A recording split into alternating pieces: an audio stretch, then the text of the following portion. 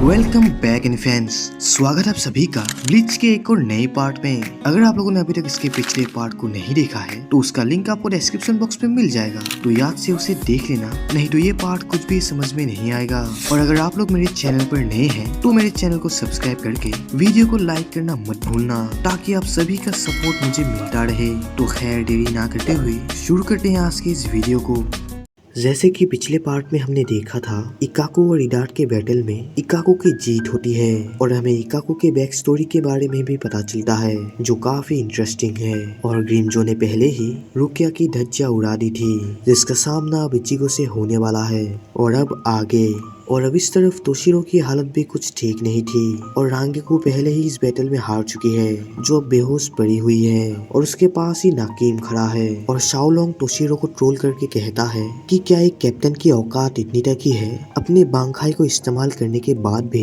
लेकिन तोशिरो इसका कोई भी जवाब नहीं देता।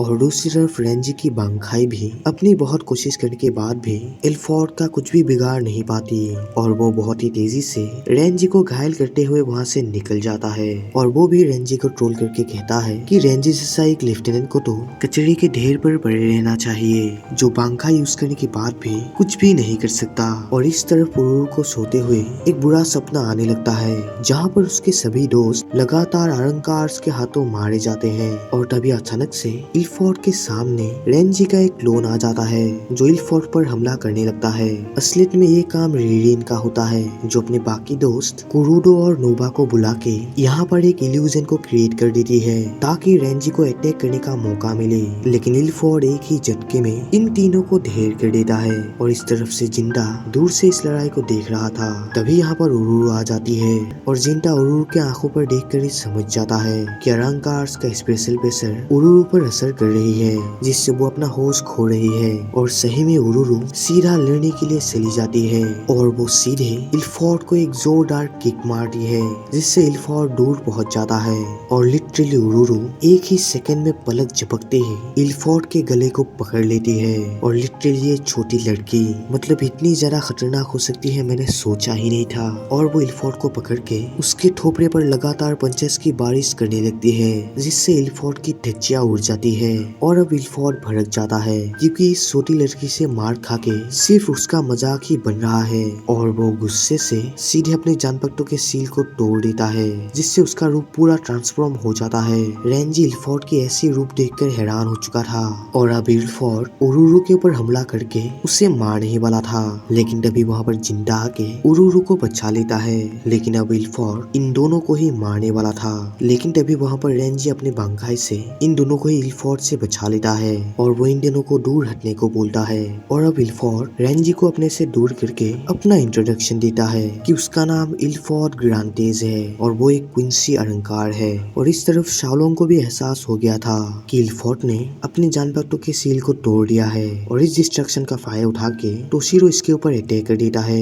लेकिन शाओलोंग को इससे कोई भी फर्क नहीं पड़ता और फिर शाओलोंग समझ जाता है कि तोशिरो के सिर के ऊपर जो आइस फ्लावर है वो एक टाइमर का काम करती है। जितना टाइम ये फ्लावर टिकेगा उतने टाइम तक ही तोशिरो की बांखाई रहेगी। और अब ये फ्लावर धीरे धीरे कम हो रही है, यानी तोशिरो की बांखाई भी कमजोर होती जा रही है। और वो तोशिरो को ट्रोल करके कहता है कि तोशिरो तो अब सिर्फ बच्चा है, इसलिए उसकी बांखाई अभी तक पूरी तरीके से डेवलप नहीं हुई और एक ट्रू बांखाई के लिए बहुत सारी स्पेशल एनर्जी की जरूरत होती है, जो फिलहाल तोशिरो के पास नहीं है। और एक कैप्टन होने के बाद भी अपने बांखाई में बहुत देर तक रहना तोशिरो के लिए बहुत मुश्किल का काम है। और जब पहले तोशिरो ने अपने बांखाई को रिलीज किया था तो उसके फ्लावर पर टोटल 12 पंखुड़ियां थी, लेकिन अब सिर्फ 3 है। और ये 3 पंखुड़ियां खत्म होने के बाद तोशिरो की बांखाई भी खत्म हो जाएगी, जिसके बाद तोशिरो को मारना बहुत आसान हो जाएगा। लेकिन उसके बांखाई के होने से भी तोशिरो अब भी बहुत कमजोर है। लेकिन शाओलोंग डिसाइड करता है कि वो तोशिरो को अभी के अभी खत्म कर देगा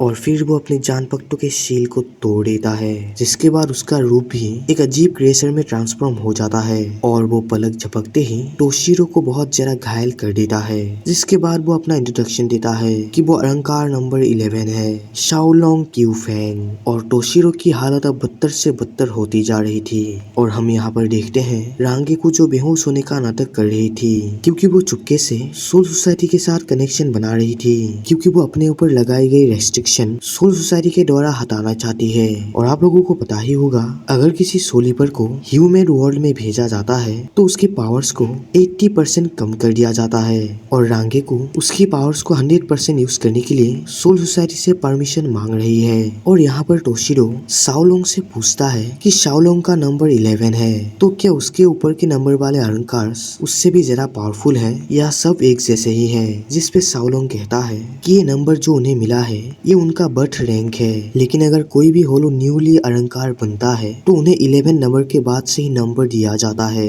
क्योंकि नंबर 10 से 1 तक हद से ज्यादा पावरफुल अहंकार रहते हैं जिनका सामना करना नामुमकिन है। और उन टॉप 10 अहंकार को एस्पारा कहा जाता है और उनके बॉडी पर ही उनका नंबर लिखा जाता है। और यही पर एक ट्विस्ट है कि ह्यूमन वर्ल्ड पर आने वाले उनके ग्रुप पर एक टॉप 10 का एस्पारा भी मौजूद है, जो एस्पारा नंबर 6 है। और ये नंबर 6 वाला एस्पारा और कोई नहीं बल्कि ग्रिमजो जेगर जैक्स होता है।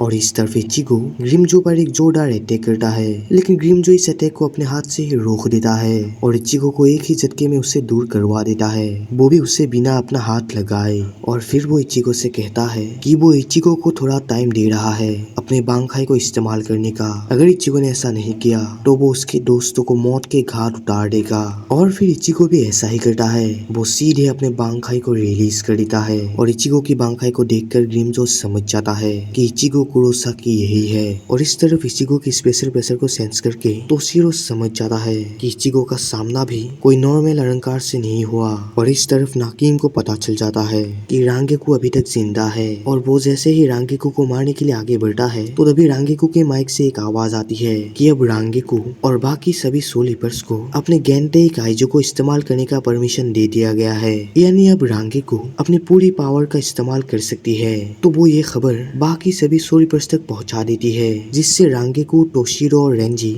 अपने शेस्ट पर बने सील को तोड़ देते हैं और वो तीनों अपने फुल पोटेंशियल में आके अपनी पूरी स्पेशल प्रेशर को रिलीज करते हैं।